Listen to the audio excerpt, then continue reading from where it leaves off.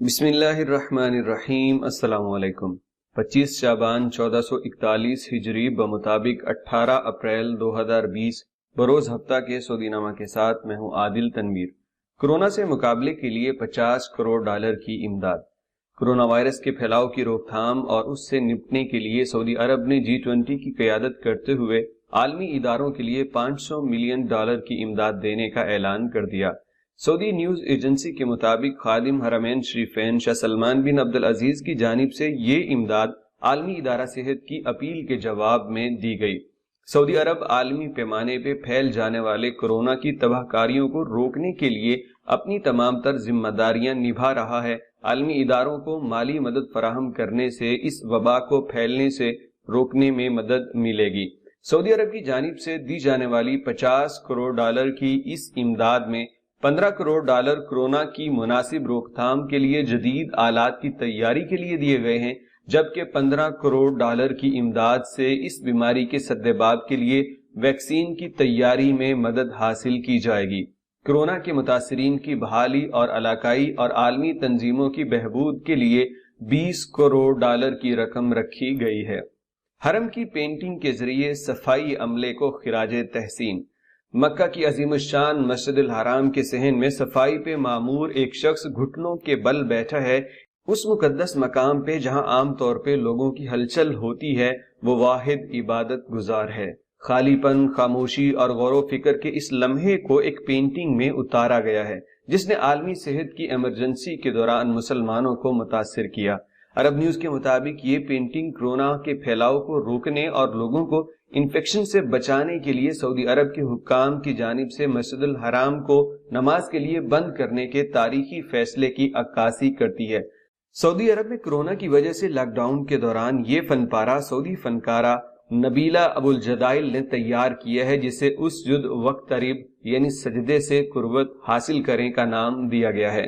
ابو الجدائل جو شاہ سلمان انسانی امداد اور ریلیف سینٹر کی خیرسگالی کی سفیر ہیں، انہوں نے کہا کہ انہیں اس مصوری کا خیال حقیقت کو دیکھ کے آیا۔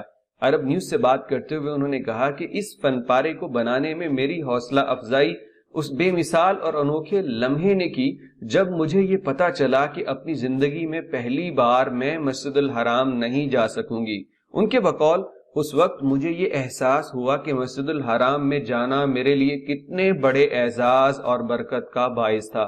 انہوں نے محسوس کیا کہ اب صرف انہی لوگوں کو مسجد الحرام میں جانے کا شرف حاصل تھا جنہوں نے اپنی زندگی اس مقدس مقام کے لیے وقف کر دی تھی۔ انہوں نے مزید کہا کہ وہی بے نام اور گمنام کارکن جنہیں ہم عام سمجھتے ہیں، انہیں دنیا میں بہترین موقع ملا ہے۔ ابو الجدائل کہتی ہیں کہ یہ مرد جو دن رات اللہ کی خدمت کرتے ہیں، اب وہاں تنہا عبادت کر رہے تھے۔ یہ واقعہ ہمارے عقیدے کو عملی شکل دیتا ہے، یہ عاجزی کی اہمیت کی تصدیق کرتا ہے۔ اس سے یہ ظاہر ہوتا ہے کہ ہم خدا کی نظر میں کس طرح برابر ہیں۔ مسجد النبوی میں جدید ترین تھرمل سسٹم۔ مدینہ منورہ میں مسجد النبوی کی انتظامیہ نے کورونا سے بچاؤ کے لیے انتہائی حساس نوعیت کا تھرمل مانیٹرنگ کیمروں سے لیس ڈیجیٹل کمپیوٹرائزڈ سسٹم نصب کر دیا۔ ڈیجیٹل سسٹم کے ذریعے مسجد النبوی آنے جانے والے زائرین کا جسمانی درجہ حرارت نوٹ کیا جا سکے گا۔ سعودی نیوز ایجنسی کے مطابق ڈیجیٹل تھرمل سسٹم کے ذریعے ایک ہی وقت میں 9 میٹر کی دوری سے 25 افراد کا جسمانی درجہ حرارت یعنی ٹمپریچر نوٹ کیا جا سکے گا۔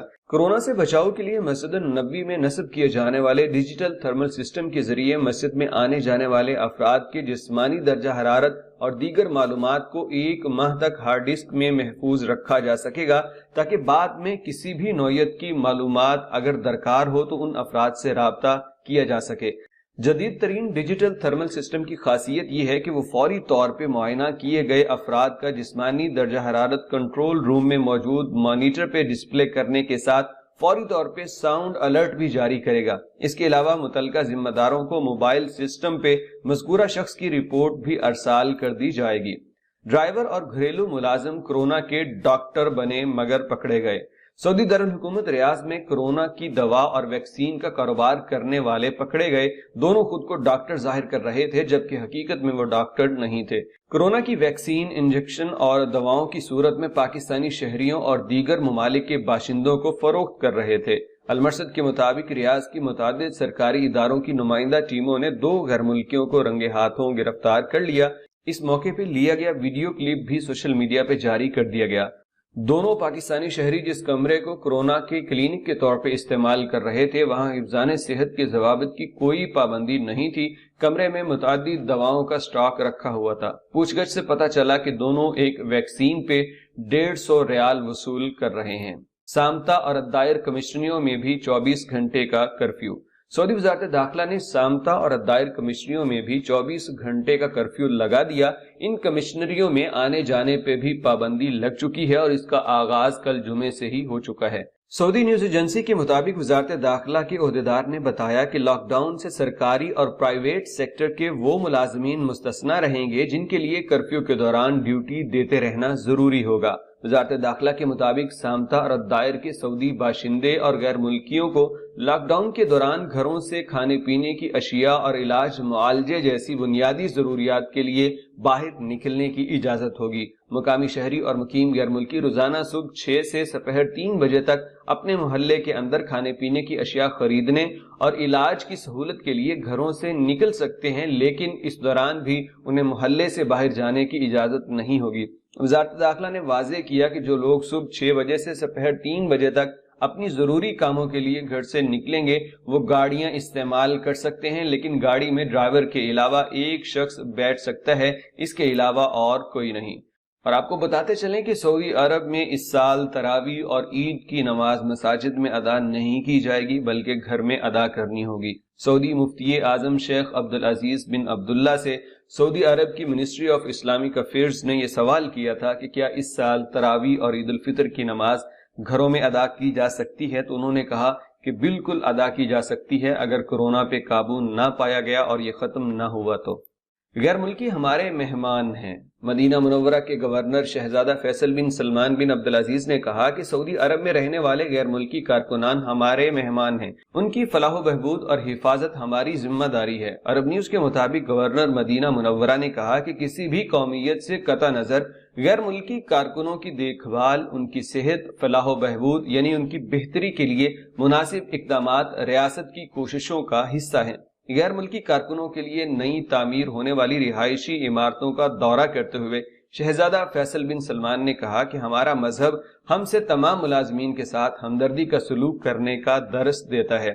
ہم انہیں کسی بھی قسم کی جسمانی یا نفسیاتی بیماری سے دوچار نہیں ہونے دیں گے۔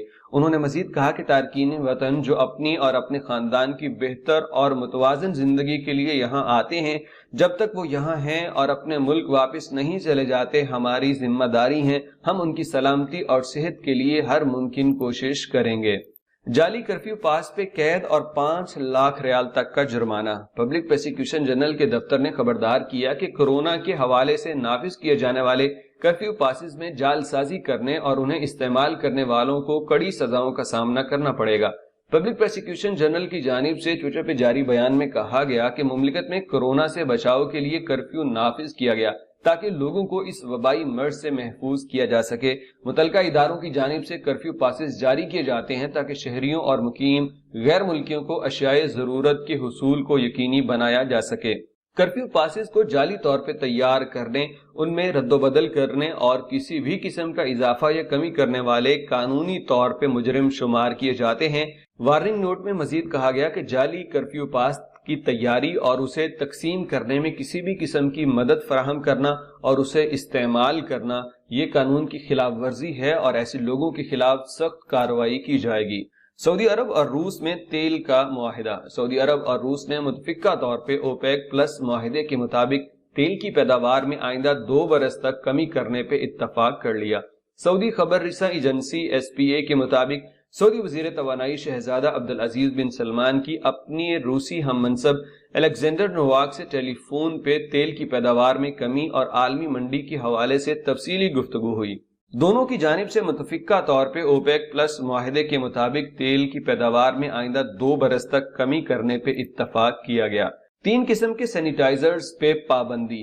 سعودی Food and Drug Authority FDA نے ہاتھوں کی صفائی کے لیے استعمال ہونے والے 3 قسم کے سینیٹائزرز استعمال کرنے پہ پابندی عائد کر دی۔